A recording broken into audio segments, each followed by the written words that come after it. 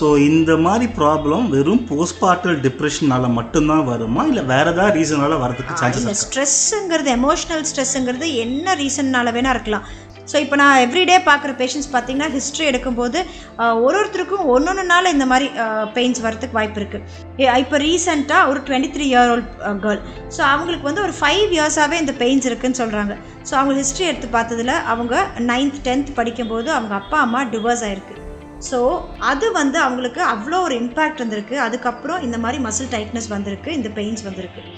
So இதெல்லாம் வந்து எங்களுக்கு கேட்குறதுக்கே ஆச்சரியமாக இருக்குது. ஒரு லேடி சொன்னாங்க அவங்களோட ஹஸ்பண்ட் டெத்து, ஒரு 6 years ஆச்சு அவங்க ஹஸ்பண்ட் இறந்து. அவங்க ஹஸ்பண்ட் இறந்து ஒரு 2 weeksல அவங்களுக்கு இந்த மாதிரி பெயின்ஸ் வர ஆரம்பிச்சிச்சு. அதுக்கப்புறம் தான் இந்த மாதிரி சிவியராக ஆக ஆரம்பிச்சிச்சு.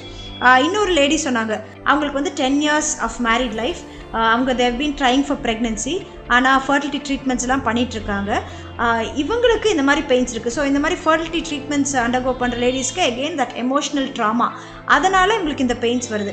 இந்த மாதிரி இதெல்லாம் வந்து வெறும் நான் சொல்கிறேன் இந்த மோஸ்ட் காமன் ரீசன்ஸு.